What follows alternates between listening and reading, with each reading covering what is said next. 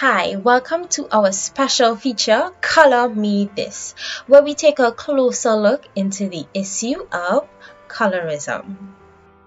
So you may be wondering, what is colorism? Colorism, as defined by Alice Walker, is the prejudicial or preferential treatment of same color people based solely on their color. This unfortunate poem shows the epitome of this silent plague. If you're black, stay back. If you're brown, stick around. If you're yellow, you're mellow. If you're white, you're all right. Some common statements that we may hear or even say that perpetuate this whole issue include statements such as, "You're pretty for a darkie, but she black and ugly. Don't get too dark, eh? What color will your baby come out?" The beginnings of colorism are rooted in slavery. Slaves with lighter skin tones were assigned domestic tasks, while slaves with darker skin tones were forced to work outside in the fields, doing much more grueling tasks. Lighter skinned slaves were favored because they were often the product of a slave owner abusing a slave. In other communities, this has a long history with ties to the caste system and social hierarchies. Its impact can be seen and felt in mental health, personal identity, family relations, education and health, law enforcement and the criminal justice system, media, employment and wages, and also beauty and cosmetics. Let's look now at some color-based statistics. Research has linked colorism to smaller incomes, lower marriage rates, longer prison terms, and fewer job prospects for darker-skinned people. There have been numerous studies globally that show both whites and blacks are more favorably disposed towards people with lighter skin, rating them smarter, wealthier, and even happier. It is often gendered.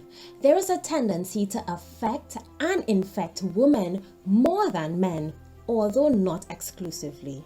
In the 19th and 20th century, the paper bag test was utilized in hiring black people.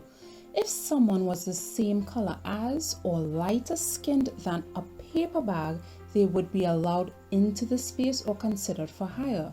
If they were darker than a paper bag, they would not. Dark-skinned people are perceived to be more suspicious, more likely to misbehave, and more likely to commit crimes. Dark-skinned defendants are more likely to be convicted and receive the death penalty. Media continues to place a premium on lighter skin by retouching and photoshopping the skins of actresses of color before putting them on the cover of magazines. In the entertainment industry, the issue is pervasive. An example of a casting call in search of women to be extras in the film Straight Outta Compton classified prospective candidates from A to D. A girls were classified as those that were hottest of the hottest. They were models that must have real hair, no extensions, should be very classy looking and great bodies. B girls were girls that needed to be fine girls, long natural hair with really nice bodies, and they should have been lighter skinned. C girls were African American girls that were between the medium to light skin with a weave, and the D girls were African American girls that were poor, not in good shape, and medium to darker skin tones. This, of course, was very negatively received on social media. Whitening creams, skin lightening products continue to be bestsellers in the US, Asia, the Caribbean, and other nations. Popular skin bleaching lines target both men and women with dark skins. Now, let's listen to some views, opinions, and examples about colorism. In the original doll test conducted in the 1940s, psychologists Kenneth and Mamie Clark placed two baby dolls on a table, one white and one black, and asked children between the ages of 3 to 7 to select the doll they preferred. Nearly all of the participants selected the white doll and attributed positive characteristics to it. In 2006, Kiri Davis, a high school student, reconducted the doll test in her short documentary, A Girl Like Me, and got nearly the same results. Yeah, that one. Which one? This one. Why do you want that skin color? Because I don't know. I don't know. Not sure? No. What do you think of that skin color? Well, it looks kind of whitish, and that's all I remember. Yeah. Yeah. How about you? Why do you want that skin color? Because it looks lighter than this kind, because this looks a lot like that one. Mm-hmm. Yep. And I just don't like the way brown looks, because the way brown looks really nasty for some reason, but I don't know what reason. That's all. So you think it looks nasty? Well, not really, but sometimes. Sometimes. So show me the smart child. Okay, why is she the smart child? Because she looks like me. Okay. Show me the mean child. Okay, why is she the mean child? Because she's way darker. Okay. Show me the good child. Why is she the good child? Because I think she looks like me. Okay. Show me the bad child. Why is she the bad child? Because she's a lot darker. Show me the ugly child. Why is she the ugly child? Because she's like a lot darker. Why is he the dumb child? Because she has dark brown skin. Why is she the bad child? Because she makes fun of everybody else's skin color.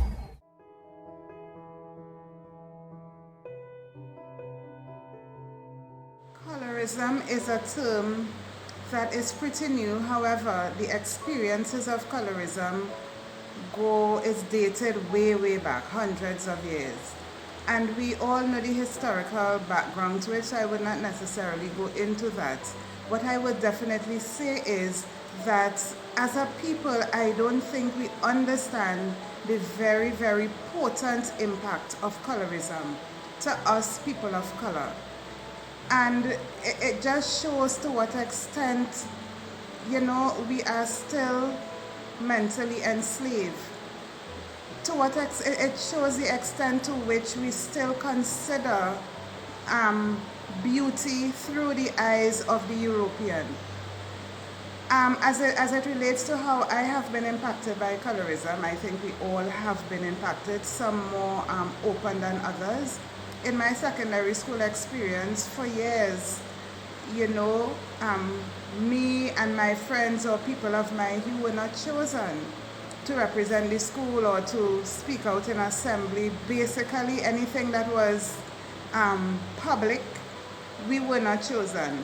And after a while, we recognized that it was something that was very systemic, and that motivated me, in fact, to work hard.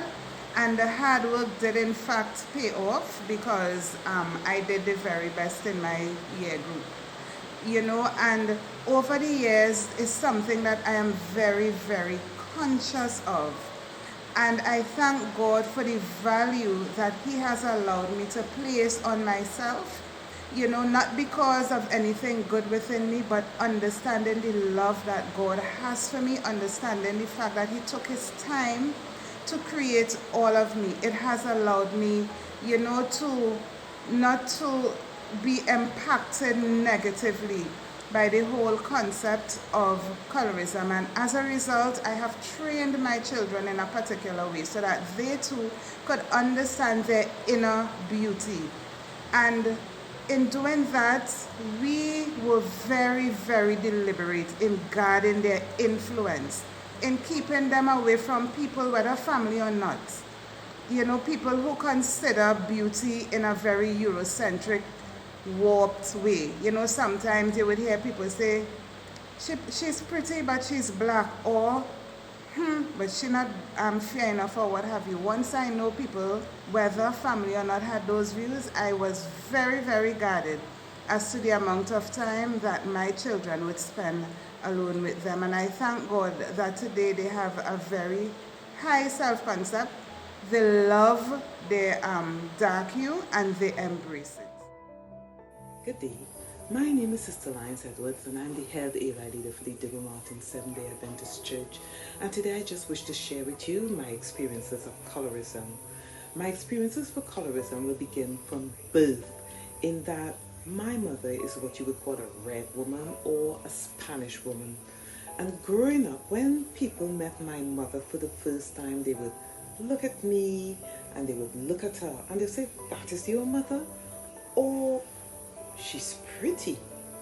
Thankfully, the true import of these words never had a negative impact on me because of my family training and environment. Luckily, both my parents never treated anyone differently on account of hue. I have never heard any negative comments in my family, or was anyone valued less on account of the hue. However, as I moved into the wider world, I would have seen how people would have been treated more favorably on account of hue. I remember an individual saying one time, I won't say the race, but they said, "I am only this particular race, but I am more white." And they said it loudly and openly, and that took me by surprise. And a particular experience I would have had is when I was studying in the UK and I saw some trainees in a mostly white environment. I was happy to see people from my home. I rushed and I introduced myself to them. However, the reception was cold, and I realized that the only difference between them and myself was the tone of my skin. But what I want to say to you is that colorism cannot stop you. If God has a plan for you, He has a plan for you. And the only limitation that exists is what exists in your mind. Remember that God is able. In preparation for this program, we conducted a Shades of Brown survey. 79 persons responded. Now these are the results. 52% of the respondents were from the 17 to 35 age group. 71% of persons were of the African ethnicity, with 23% being of mixed race. Respondents came from North America, South America, the Caribbean, and other parts, with the main percentage coming from the Caribbean, 95%. This section revealed how the issue of colorism affected the respondents. 87% of persons indicated that they were comfortable with their personal skin color. 53 persons responded that they did not experience self-hate because of their skin tone. However, 18 persons suggested that they did experience self-hate because of their skin tone.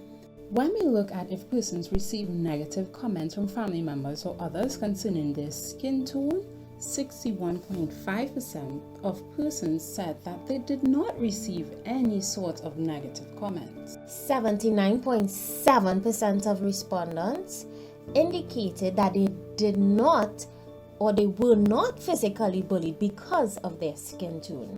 If given the option to change their skin tone, 80% of persons said that they would say the same, with 10% saying that they would be lighter and 8% indicating that they would be darker. Personal skin tone preference. 53 respondents, or 67%, said they like both light and dark skin. And when we look at personal partner preference, 53% of respondents indicated that they did not have a preference. 25% preferred darker skin partners and 14% indicated that they preferred the lighter skinned partners. The final section looked at how colorism affects others. 75% of persons shared that they believe that people feel positively and negatively about other persons' colors, with 99% of respondents saying that people are discriminated against based on color. Persons' perceptions on colorism and its effect on others. 96% of respondents said that darker skinned people get the most negative comments, while 90% of the respondents said that lighter skinned persons got more positive comments, and a whopping 97% of the respondents suggested that darker skinned persons receive a higher level of discrimination. Thank you for joining us for Color Me This. Let's continue to listen as we explore: is beauty only skin deep?